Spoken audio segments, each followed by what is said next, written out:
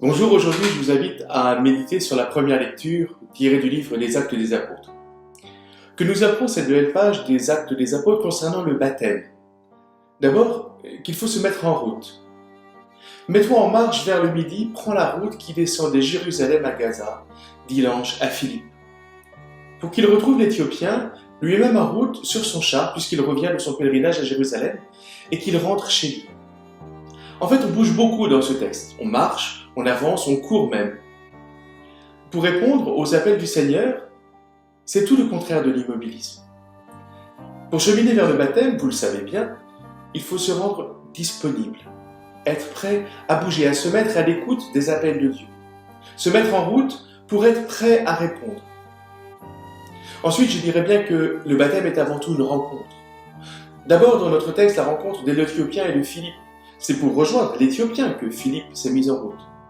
Et leur rencontre va se faire autour de la parole de Dieu, pour permettre à cet homme, qui est en train de lire le livre du prophète Isaïe, d'aller plus loin dans l'accueil de cette parole. « Comprends-tu ce que tu lis ?» lui demande Philippe. « Comment pourrais-je comprendre s'il n'y a personne pour me guider ?» répond l'autre.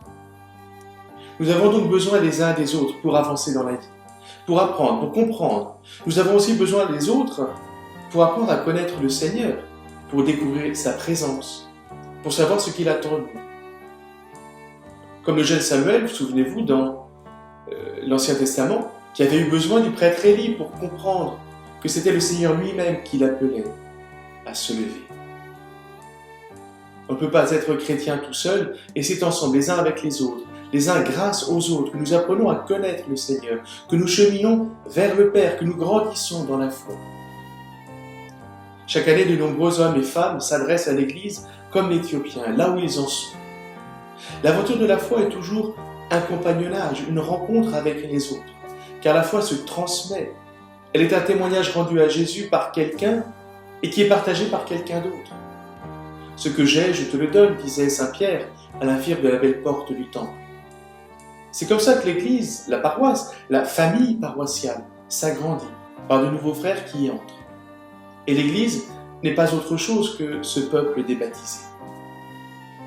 Mais la vraie rencontre du baptême, c'est la rencontre avec le Seigneur lui-même.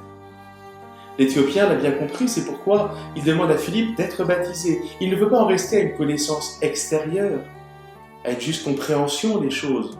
Maintenant qu'il sait qui est Jésus, il veut vraiment le rencontrer. Et ce qui va se passer dans le sacrement, par l'eau du baptême et par la parole de Philippe.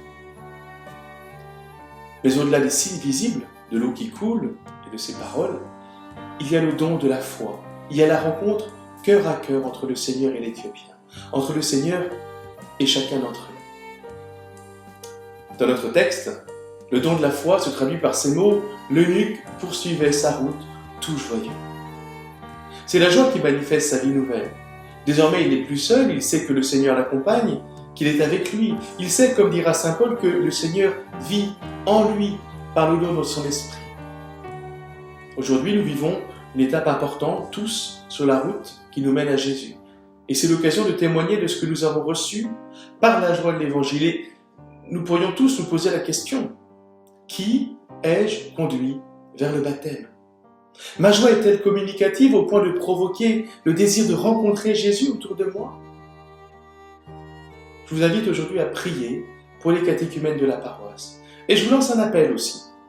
Veux-tu nous rejoindre dès le déconfinement pour accompagner dans le baptême, la confirmation et l'Eucharistie tous ceux, nombreux chaque année, qui se présentent ici, au presbytère, pour devenir chrétiens? Je vous laisse discerner, je vous laisse choisir, je vous laisse répondre.